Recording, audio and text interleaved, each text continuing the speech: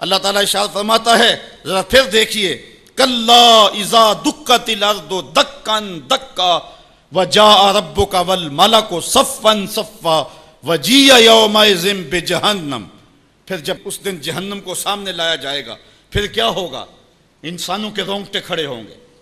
پھر ایک دم ماضی کی سکرینز جو ہے وہ سامنے آئے گی، وہ برائیاں کی، وہ داد عیش دیے، وہ جو کچھ کیا سب کچھ سامنے آ جائے گا. یومئذ یتذکر الانسان، اس دن آدمی سوچے گا، وَأَنَّ لَهُ الذِّكْرَى، اور اب سوچ کا وقت گزر چکا ہوگا. اس دن انسان کو بہت کچھ یاد آئے گا. اس وقت خیال کرے گا، کاش میں یہ کر لیا ہوتا، میں یہ کر لیا ہوتا. وَأَنَّ لَهُ الذِّكْرَى، اب اس کو سوچنے کا وقت کہاں، اب اس کا فائدہ کہاں.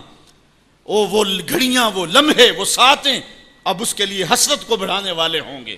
وقت پر کافی ہے ایک قطرہ بھی آب خوش ہنگام کا، جل گیا جب کھیت برسا می تو پھر کس کام کا. اس دن پھر بندہ سوچے گا. سنو قرآن کا آہنگ، یقولو یا لیتنی قدمت لحیاتی، وہ کہے گا کہ ہائے کسی طرح میں نے جیتے جی نیکی آگے بھیجی ہوتی، زندگی کو میں نے مقصد میں، مصرف میں، کسی کام میں اور کسی جو ہے وہ مقصد میں لگا دیا ہوتا، اور زندگی کا سرمایہ وہاں میں یہاں کے لیے بھیجا ہوتا. فَيَوْمَئِذٍ لَا يُعَذِّبُ عَذَابَهُ أَحَدٌ، اللہ تعالیٰ اس دن جو عذاب دے گا کبھی کسی نے ایسا عذاب دیا نہیں ہوگا جو وہ دے گا.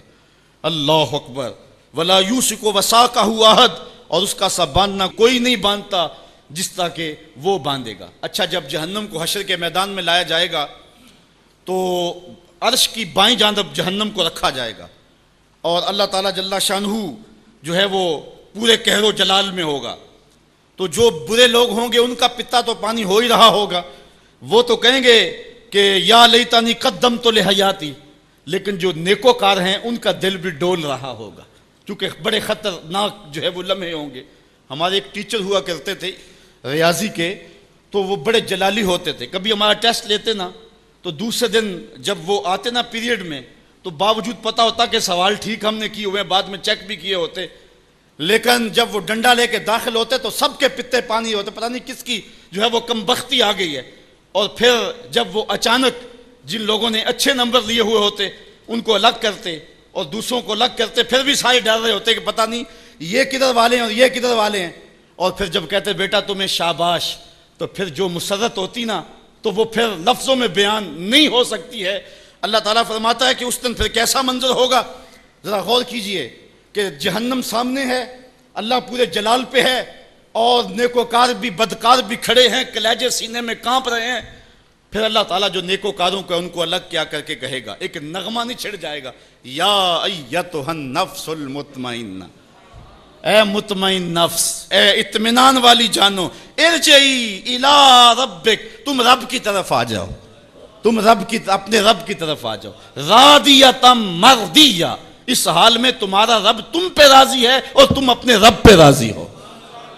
یہاں مفسرین فرماتے ہیں کہ رب کا بندے پہ راضی ہونا یہ بھی بڑی بات ہے، لیکن بندے کا رب پہ راضی ہونا یہ بہت بہت بڑی بات ہے. بندہ تو راضی ہوتا ہی نہیں، بندہ تو دنیا پہ دیکھ لو راضی نہیں ہوتا، لیکن اس دن کیسا منظر ہوگا. بندے کے راضی کا انداز فی ظلال القرآن میں دیکھیے، یا ایتھا النفس المطمئنہ، المطمئنہ الی ربہا، المطمئنہ الی طریقہا، المطمئنہ الی قدر اللہ بہا، المطمئنہ فی السراء والضراء وفی البسط والقبض والمنع والعطاء.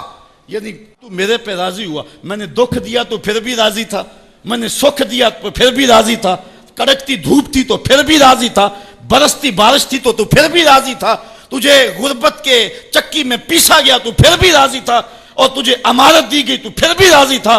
میرے بندے تجھے کربلا میں رکھا گیا پھر بھی راضی تھا، اور تجھے فتح مکہ کی شان دکھائی گئی تو پھر بھی راضی تھا. جب میرا بندہ میرے ہر کام پہ راضی ہوگا، اللہ اکبر، تو اللہ کہے گا میرے بندے آ جا ادھر، یا ایتھا النفس المطمئنہ ارجعی الی ربک، تو اپنے رب کی طرف آ جا. اچھا، راضیۃ مرضیہ، تو رب پہ راضی اور رب تیرے پہ راضی. حضور علیہ السلام نے ارشاد فرمایا کہ جب اللہ اپنے خاص بندوں کو جنت عطا کر دے گا تو اللہ تعالیٰ بندوں کو کہے گا کہ اے میرے بندو، کیا تم میرے اوپر راضی ہو؟ تو بندے کہیں گے مالک وما لنا، ہمیں کیا ہے، ہم کیوں راضی نہیں ہو سکتے؟ بندوں کو تو تصور بھی نہیں ہوگا جو جنت میں ملے گا۔ ایک بندے کی آرزو ہو کہ اسے 2.5 مرلے کا پلاٹ مل جائے تو اس کو کوئی 50 مربع الاٹ کر دے تو وہ تو خوشی سے پاگل ہو جائے گا۔ تو بندے کو تو تصور بھی نہیں ہوگا۔ حضور نے ارشاد فرمایا سب سے آخر میں جو شخص جنت میں جائے گا میں اس شخص کو جانتا ہوں، جہنم کے رگڑے سہ کے جب باہر نکلے گا نا تو اللہ تعالیٰ اس کو بلائے گا، کہے گا بندے بتا کیا مانگتا ہے۔ بندے نے زندگی میں کئی منصوبے بنائے ہوتے ہیں کہ یار یہ مل جائے، ساری زندگی میں خواہشیں تو پوری نہیں ہوتی۔ وہ غالب نے کہا تھا ہزاروں خواہشیں ایسی کہ ہر خواہش پہ دم نکلے، بہت نکلے میرے ارمان لیکن پھر بھی کم نکلے۔ وہ جتنی آرزویں کبھی بھی زندگی میں آئی ہوئی ہوں گی وہ کہے گا مالک یہ بھی دے دے، یہ بھی دے دے۔ اللہ کہے گا لَکَ مَا تَمَنَّیْتَ، اچھا جو تو نے مانگا میں نے تجھے سب کچھ دے دیا۔ بندہ تو اس پہ راضی ہوگا۔ اللہ فرماتا ہے یہ تو نے مانگا میں نے دیا نا، اس کے علاوہ جتنی زمین ہے یہ 7 بر اعظموں پہ پھیلی، اس سے 10 گنا زمین بھی جنت میں تجھے الاٹ کر دی۔ بندہ کہے گا یا رب اتسخر وانت المالک، مالک تو بادشاہ ہو کے مجھ سے مذاق کر رہا ہے۔ بندے کے تو گمان بھی نہیں ہوگا کہ اتنا کچھ ملے گا۔ جب یہ بات حضور نے بیان فرمائی فضاحک النبی حتی بدت انیابہ، حضور اتنا مسکرائے کہ حضور کی داڑھیں نظر آنے لگی۔ اس کو تو یہ گمان تھا کہ برابر برابر بھی چھوٹ دوں تو جنت میں کسی دروازے کی چوکیداری بھی مل جائے تو غنیمت ہے۔ اتنی تو دولت جو ہے وہ اوباما کے پاس بھی نہیں ہے، پوری دنیا کے مالیاتی اداروں کے پاس بھی نہیں ہے۔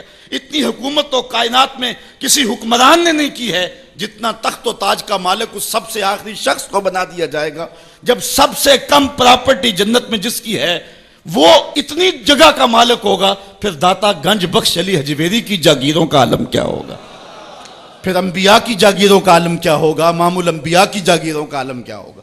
اتنا کچھ دینے کے بعد میرے بندے کیا تم میرے پہ راضی ہو؟ اللہ تعالیٰ جب بندوں سے پوچھے گا تو بندے کہے گے مالک ہمیں کیا ہوا کہ ہم راضی نہ ہو، ہم تو جو ہے وہ پھولے نہیں سما رہے۔ تو اللہ تعالیٰ فرمائے گا تمہیں ایک اور چیز دینے لگا ہوں۔ تو بندے جنت میں کسی کمی کو محسوس نہیں کریں گے، کہیں گے مالک اور کیا چیز رہ گئی ہے؟ تو اللہ تعالیٰ فرمائے گا بندو وہ چیز یہ ہے کہ میں تمہارے اوپر راضی ہو گیا ہوں، اب کبھی بھی ناراض نہیں ہوں گا۔ تو پھر جو مسرت ہوگی وہ دیدنی ہوگی۔ یا ایتھا النفس المطمئنہ ارجعی الی ربک راضیۃ مرضیہ فادخلی فی عبادی، میرے خاص بندوں میں داخل ہو جا، وادخلی جنتی، اور میری جنت میں داخل ہو جا۔